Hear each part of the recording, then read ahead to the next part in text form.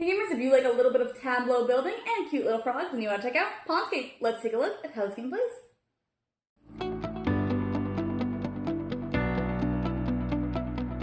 In this game, players are trying to score the most points by having the best pond.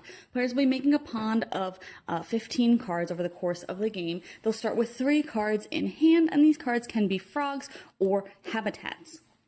And all cards can also be played face down as water cards, which might be helpful for some of the different frogs.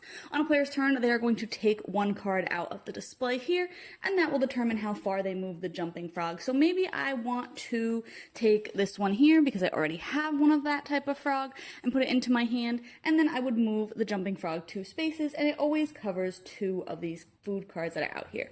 Then I would go ahead and replenish that one. I will then play a card into my grid. I don't have to play the card that I just picked up, but I can. But actually, I think I'm going to start with this habitat card here.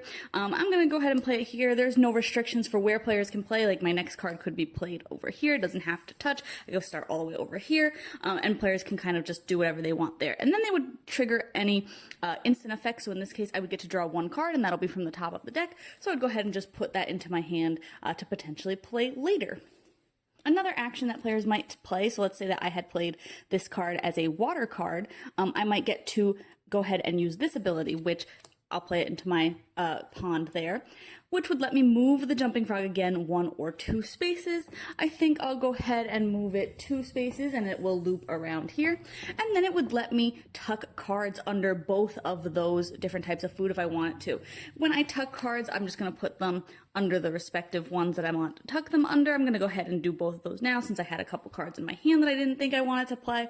And later at the end of the game, those cards will be worth 1 point for every type of that food that you have in your pond. So right now I don't have any. I have these 2 types of food here which don't have any cards tucked, but hopefully later I'll be able to have some more of those cards. At the end of the game, players will take a look at all of their different cards in their pond and they will score. They will look at their different types of frogs and see if they've met their condition. For example, this one wants you to have at least 4 cards tucked under 1 single food type, which I have here. So I would be allowed to score that group according to the chart here based on the size of it. I would do that for all of the different frogs that I have. Then I would look at my habitats and again look at this chart here for how many different habitats that I have and score as appropriate for those as well. You'll score any points on the back of your water cards, and those are just plain points.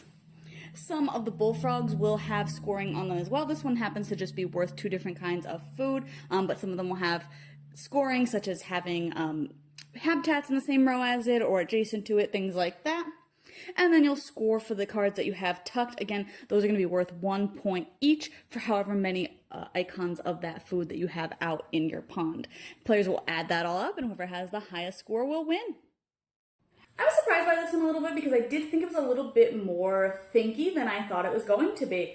You don't have a ton of choice turn to turn. You're going to have 1 of 3 cards that you're going to pick into your hand, and then you're just going to play 1 of your cards, and sometimes you will have a bunch of cards, maybe 5 or 6, and sometimes you will only have like 1 or 2 cards in your hand to even play on a turn because you've tucked a lot of them under your food cards, which again is going to be worth a lot of points, so it's definitely worth tucking when you can.